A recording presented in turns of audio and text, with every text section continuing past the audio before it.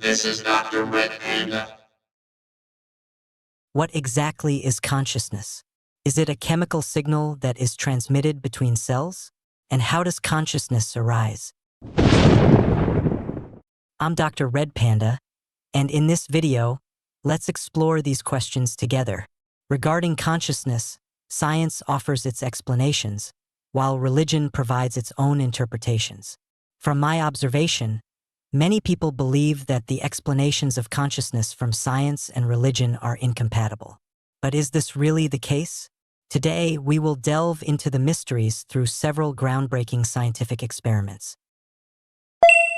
The fascinating split brain experiments. As we all know, the human brain is divided into two hemispheres, left and right. The part that connects these two hemispheres is called the corpus callosum. Under normal circumstances, the left and right hemispheres are connected by the corpus callosum. However, in some special cases, such as when a person is injured or suffers from a brain disease, surgery may be required to sever the corpus callosum. This results in the two hemispheres becoming completely independent of each other. People with this condition are called split brain people. In terms of behavior, split brain people seem no different from normal people. Most patients with brain diseases do not show any significant changes in their temperaments or personalities after corpus callosotomy. Therefore, people generally believe that the connection between the left and right hemispheres does not have a significant impact on human behavior. The question arises, if split brain surgery has no real impact on a person, and if the two hemispheres of the brain can function independently, why are they connected at birth? What is the purpose of such a design? It doesn't make sense. Therefore, some scientists believe that split brain must have an impact on people, we just haven't discovered it yet. In the mid-20th century, an American neurophysiologist named Roger Sperry led his research team to study split brain individuals. Sperry's team made a groundbreaking discovery, which won them the 1981 Nobel Prize in Physiology or Medicine. What did they discover? It is quite frightening to say.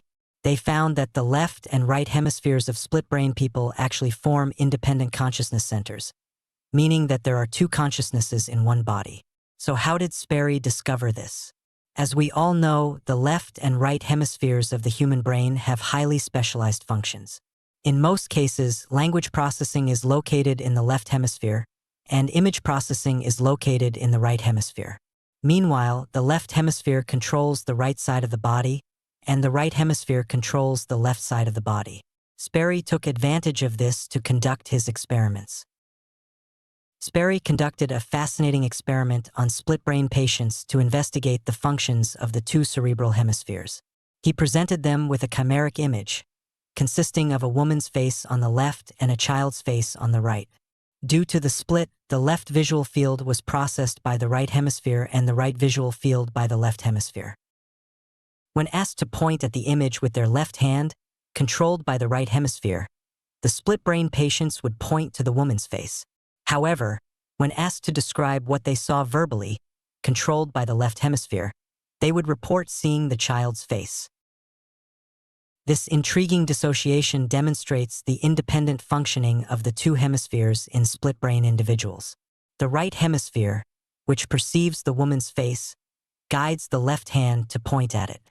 Meanwhile, the left hemisphere, which perceives the child's face, controls speech and reports seeing the child. This phenomenon supports the materialist view that consciousness arises from the brain.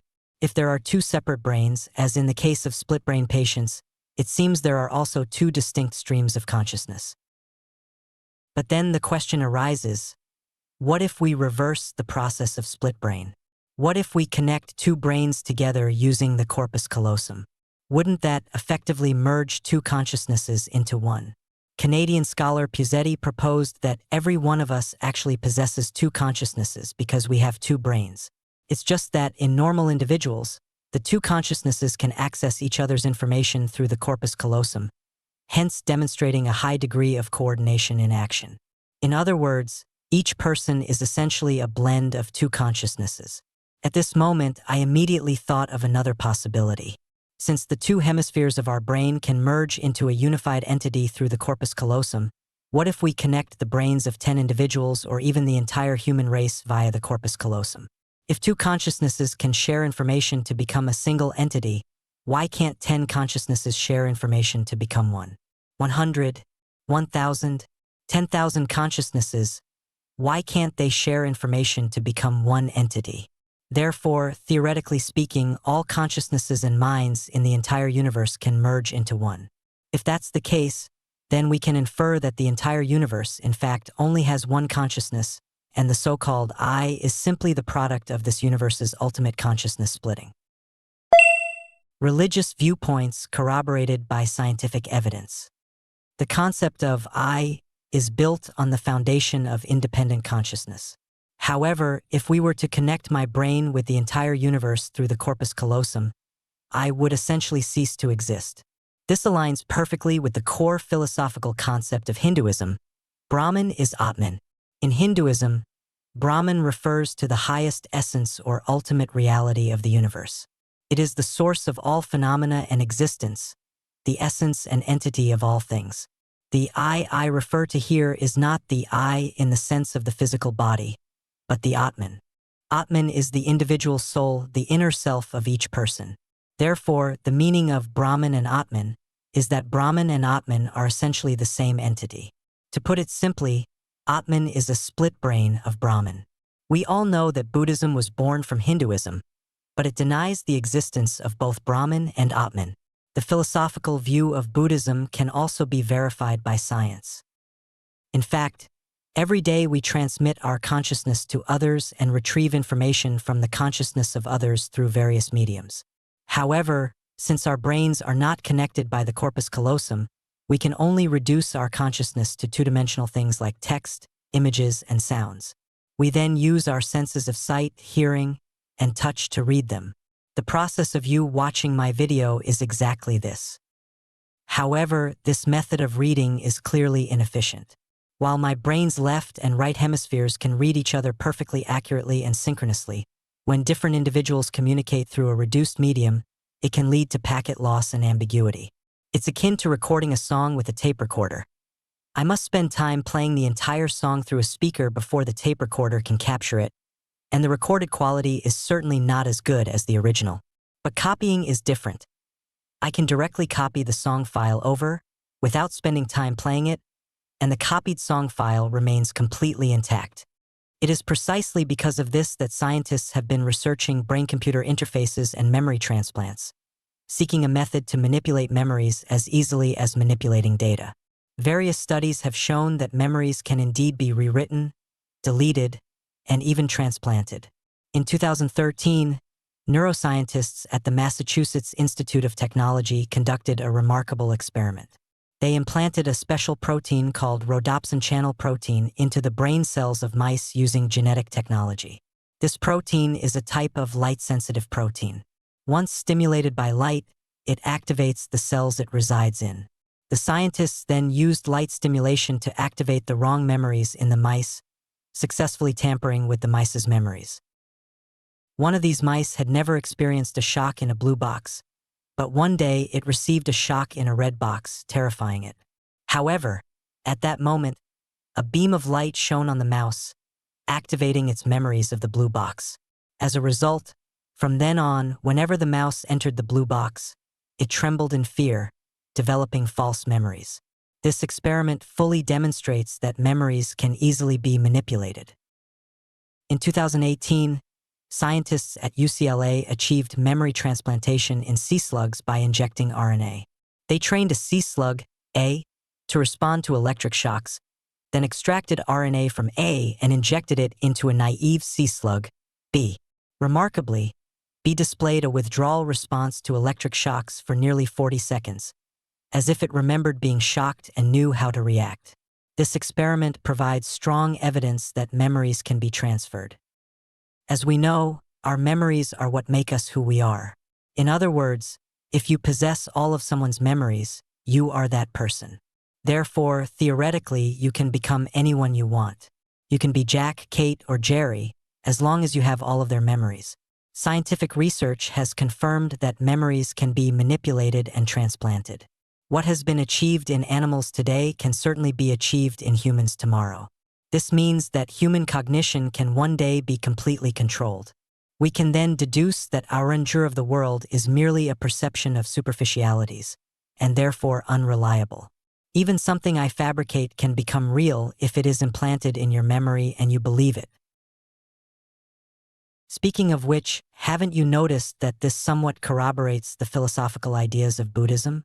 Buddhist philosophy posits that inherent selfhood doesn't exist. The essence of all things is emptiness, often referred to as the emptiness of the four elements.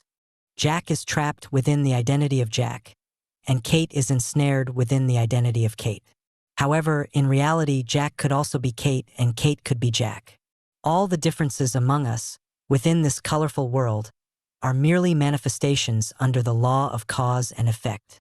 We are ensnared by the appearances of things, hence we live in such suffering.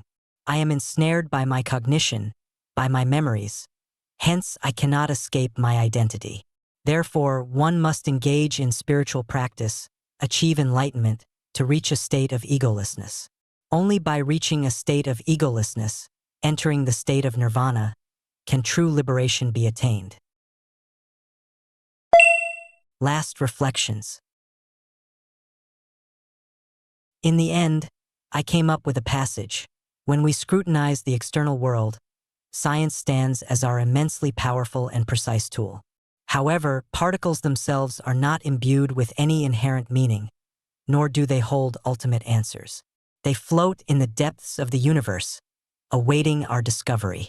Instead, we can draw thoughts, perceptions, and reflections from certain special collections. And within the inner world of our individual selves, these collections can be endowed with purpose. Therefore, on the path of exploring human evolution, the only certain direction is inward. This direction leads to the core of creative expression and is the source of narratives that resonate most deeply with us. From here, we turn towards constructing heightened meanings for ourselves, embarking on a humanized journey. I believe that science and religion are by no means opposed, but rather two different ways of understanding the world. Science is a tool for external exploration, while religion, philosophy, and the like are tools for internal exploration. So, what exactly is consciousness? As for which explanation between science and religion is more correct, I feel that it may not be so crucial. What holds more significance is the process of exploration itself. And that's a wrap for this episode of the video. I'm Dr. Red Panda. If any of you have your own perspectives, or if you think there are any errors in the video, feel free to leave a comment in the discussion section. If you found this video helpful, don't forget to subscribe and give it a thumbs up. Until next time, take care.